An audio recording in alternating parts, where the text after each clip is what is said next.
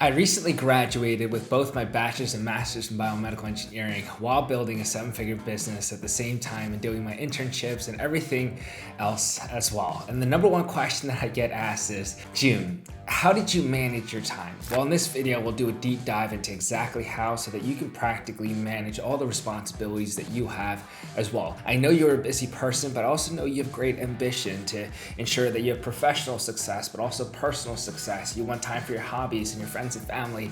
This is how you do it. My name is June Yu. If you're new to the channel, welcome. If you're returning, welcome back. If I could increase the amount of hours that we have each day to more than 24, I would love to do that, but we can't. What we can do though is manage our time so that we can use it the most effective way possible so that we can still do the things that are important but also fun for us, enjoyable for us. And so I'm really excited to do this video, and I hope that you learn a lot. Leave your comments below if you have any questions, give this video a thumbs up, and of course subscribe. So sit back, relax, and enjoy the video. You have to learn how to prioritize and say no to everything else. Now, before I go into any strategic tools and techniques, I thought that this was of the essence to speak about first, because at the end of the day, you have limited bandwidth. That means that if you were going ahead and spending it just because other people have asked you to spend it that way, then it might not be intentional for your own goals. So if I ask you the question, what is important to you? And you can't necessarily tell me that. You can't tell me the domains of your life or the areas of your life that you find to be a priority, that there needs to be some inner work done. And that's why we do the spiritual wins on a daily basis. That's why we have thousands of individuals doing that with me with June's 4 wins, and one of them being the spiritual win, where it's all about exploring your purpose, trying to get a good sense of when do you feel the best so that you can do more of that. And that's why you need to have a good indicator to know exactly what it is that you're going to say yes to and what you're going to say no to. Creating those healthy boundaries are really, really helpful. And I know that sometimes when we create boundaries, we might feel rude or mean when we say no, but saying no is a deeper yes to things that we really want. So of course, the first step is to actually identify what it is that we want, right? And you can start off very simple. You can ask yourself, okay, here are my daily responsibilities. Let me try to identify something else that's also enjoyable and another aspect that I find to be associated with rest. Then you have work, play, and you have rest. So those three main areas of your life, let's figure out a way to prioritize that across your to-do. So I know a lot of people will jump ahead at the checklist, but I think that the checklist becomes that much more beneficial when you learn how to prioritize the things that are of the utmost importance. And so for me, the non-negotiables are my 4 wins, along with everything that I do with work in these days. And so I ensure that that's of the essence of each day, and if I do those things, then I'll make progress, right? And so I always say that I'm not the most talented by any means, I'm not the smartest, but I am just really good at saying no and setting my priorities straight. And I really hope that we can get this to be cemented in your own brain, that you know that it's okay because you're important and you should value your own time. Number 2, I want to talk about the use of spare time. When you are somebody that's managing a lot, it's not that you can't ever have rest, but when there are spare time, and a lot of people tend to just go on their phones and do something to take their mind completely somewhere else. I actually use those as high leverage situations because we all have low cognitive effort tasks that we need to get done. So at certain times where, for example, if we look at my creative work with content creation, right? There's a lot of times where I need to continue building out my evergreen reservoir of inspiration. This is what I teach when I talk about personal branding, and it's all the content that I utilize for inspiration for my own content. And you have to be actively consuming content to identify that, but it doesn't take much cognitive effort to do so. And so whenever I have downtime, if I'm commuting, right? Or if I am in the middle of meetings and I have some time, then it's just a great opportunity for me to utilize that for a high leverage situation because I know that it's important. But other things similar to that is responding to messages, right? Whether it's work emails or relationships that are personal that you want to continue to nurture, whether it's you and doing homework, right? How many times when I was in high school or even early college, you would have these big gaps, whether it's just downtime that your teacher gives you, or it's just in the intermediate time between tasks because you finished earlier, and then a lot of people just go on their phones and waste that time. I used to just pull out my homework or pull out something to do because I knew that in those 5, 10, 15 minutes I can do things. And what happens though is you alleviate a lot of the mental real estate that gets taken up when you don't take care of the smaller to-dos, right? The lower cognitive effort, although they might not be as time consuming, it can take up just as much mental space because you're thinking about it. Get it done, out of the way, plan for your spare time to be utilized for this leveraging capability. And even sometimes when I was studying, I would go ahead, and I talk about this all the time, I would do voice memos of me practicing active recall when I was answering the questions that I made in class, and I would record those so that when I was brushing my teeth, I was listening to that, right? It's just another way for me to make use of quote unquote spare time that most people wouldn't. I'm not saying you do this every single minute of your day, but when you are extremely busy, it's important that you look at these pockets of time as actual high utility moments. For the next one, I think this is really important to utilize in today's day and age. It's AI, and specifically how I utilize ChatGPT to best manage my time and also to be efficient with my daily tasks so that I can have more time for the things that I want to do.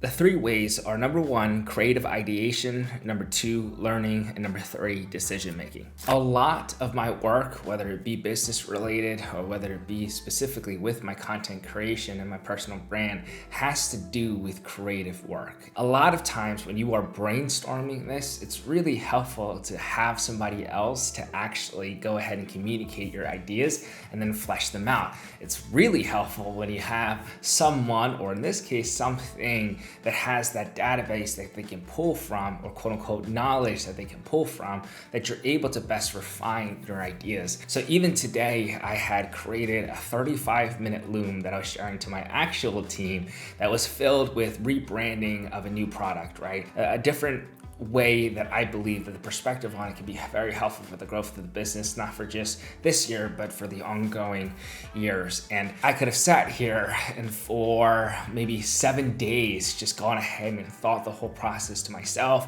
and then constantly communicate to my own documents and try to best analyze it. But when you have ChatGPT, I can literally come up with the ideas, have incredible context to it because I'm so familiar with the work, and then ask it for ideation in terms of, hey, what do you think about that? And then if you were to pick some holes at it, what are the weaknesses? And then I'll go in my brain and I'll say, all right, cool, from all of my experience and knowledge with business, with this type of product, then yeah, this is a great idea for me to actually put more information on. But then maybe ChatGPT says, hey, actually, maybe you cut this down and make it a little bit more concise, a little bit more manageable and digestible for our customer. And that's also a great idea. Then I'll go ahead and refine my work that way. So you do creative work, and I know all of my creators out there that are watching this, but even my business owners, there's a lot of creative work that goes into what we do on a daily basis. And when you can have the ideation process, the brainstorming process be that much more streamlined, it just makes a whole world's difference. The second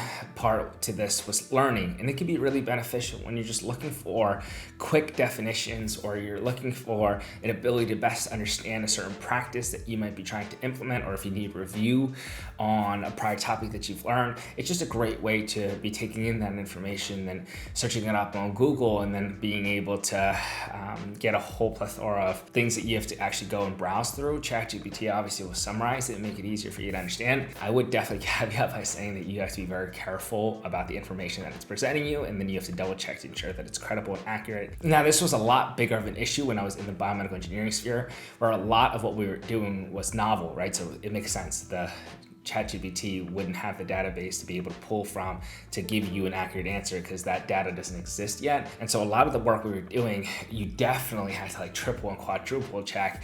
But even for the day-to-day, especially because when I am looking more into the business, stuff like that has been well documented in the past, and there are certain acronyms or certain procedures or practices or techniques that I might be unfamiliar with, or I might have heard of, but I want clarification as I'm reading or watching another resource.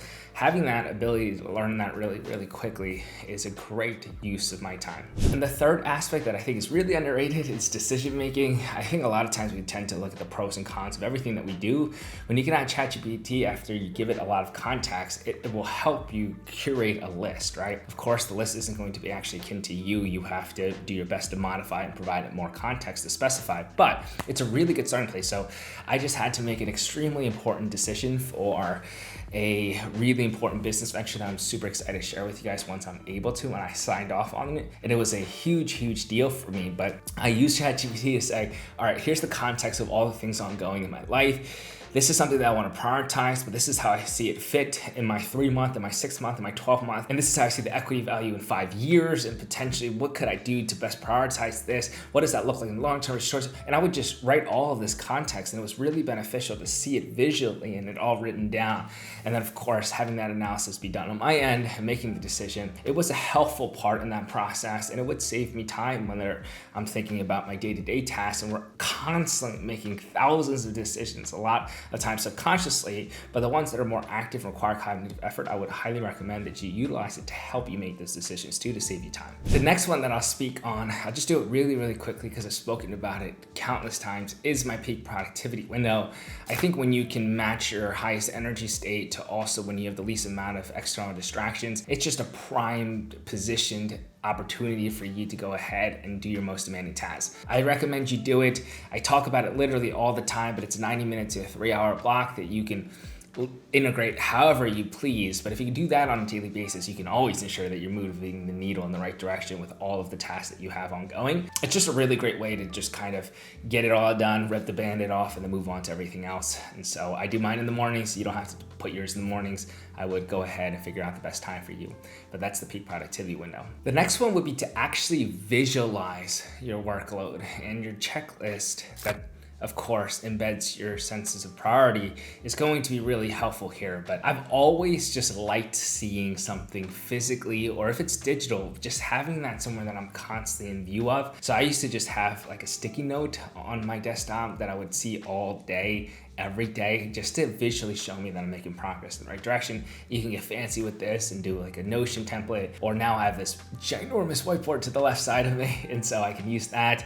So you have different opportunities to visualize it, but when you can visualize it, not only does it give you a sense of encouragement and motivation because you're actually making progress and you can track that, but it just helps you stay really organized, right? Because a lot of times when you don't have it written down somewhere where you can constantly see it, what happens is you then waste precious mental real estate by thinking about, oh yeah, I knew I had to do X, Y, and Z, but I didn't necessarily get a chance to do it. Now I forget what that was.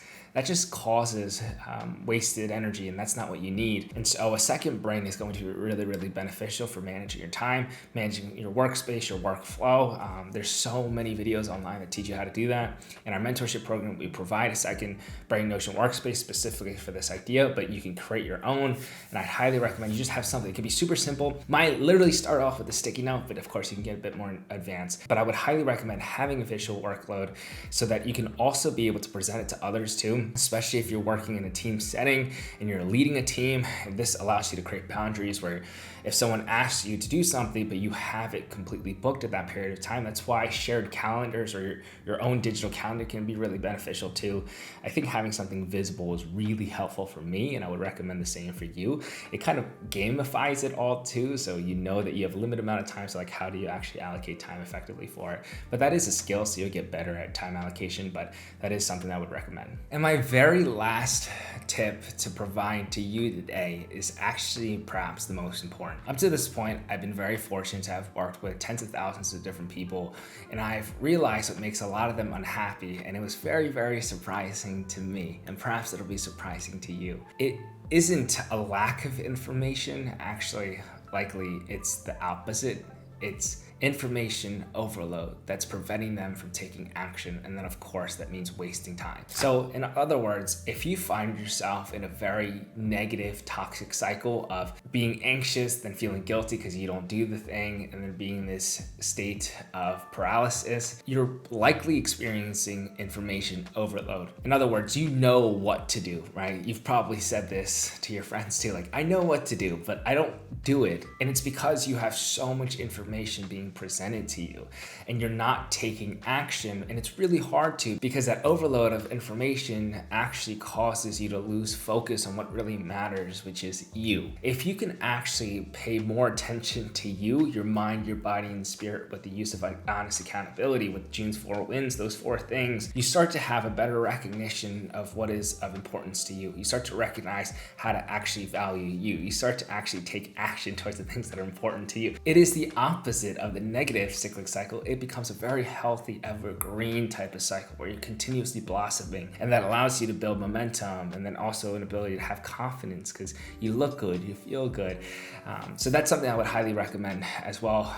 Look, the 4 wins have kind of taken Instagram by storm, like a lot of people are doing it, and I hope that you take part in it however you want to implement it, just because if you're struggling with information overload, you are going to constantly be distracted, constantly feel unchallenged, so you might be even bored.